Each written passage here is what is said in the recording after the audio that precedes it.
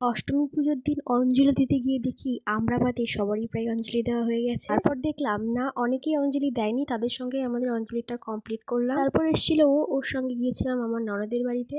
দিয়ে অনেকবার খাওয়ার কথা বলছিল, কিন্তু ও নিয়ে এসেছিল জুস, তো আমরা তিনজন তিনটে জুস খেয়ে চলে এসেছিলাম। আমরা যে ফুচকা কাকুর কাছ থেকে ফুচকা খাই, সেই কাকুর কাছ থেকেই আমরা ফুচকা খেয়েছিলাম দুজনে 40 টাকার।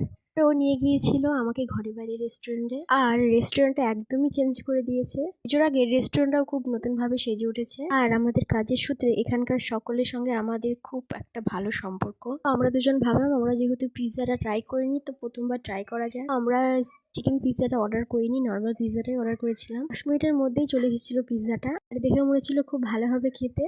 উপর দিয়ে আমি চিলি ফ্লেক্স, অরিগানো আর টমেটো কেচাপ দিয়ে নিচ্ছিলাম। পিৎজাটার দাম নিয়েছিল 230 টাকা। এখানকার প্রায় অনেক কিছু খাবারই আমরা ট্রাই করেছি, কিন্তু কেন জানি না পিৎজাটা আমার অতটা ভালো লাগেনি। এই সেম পিৎজাই আমাদের পাশে বসা দুটো মেয়ে আগেই খেয়ে ফেলেছে, কারণ তারা হয়তো আগের থেকেই খায়। সবকিছু ট্রাই করে দেখা উচিত। হয়তো প্রথম ট্রাই করছি তাই এমন লাগছিল, ও তো খেয়ে বললো মোটামুটি। তারপরে আমি চেক করলাম যে কেমন খেতে, খেয়ে দেখলাম মোটামুটি লাগছে ভালোই, কারণ আমরা কোনোদিন হয়তো খাইনি, তাই হয়তো অতটাও ভালো লাগছে না। আমি যাও বা খেয়েছি, ও তো তাও খাইনি, কারণ ওর নাকি একটু ভালো লাগছিল না। চকলেট আইসক্রিম অর্ডার করেছিলাম, তো চকলেট আইসক্রিমটা খেয়ে তারপরে আমরা ওখান থেকে বেরিয়ে পড়েছিলাম বাড়ি আসার উদ্দেশ্যে। আর দিনটা ছিল অষ্টমী, তাই রাস্তায় প্রচন্ড ভিড় হয়েছিল। ভিডিও বানাই ঠিক, কিন্তু পোস্ট করতে ইচ্ছে করে না কিছু লোকের জন্য। ভাবলাম লোকের কথা ভাবলে হয়তো জীবনে কিছু পোস্টও করতে পারবো না। যে যাই ভাবুক, আমার যেটা ভালো লাগে সেটাই করবো।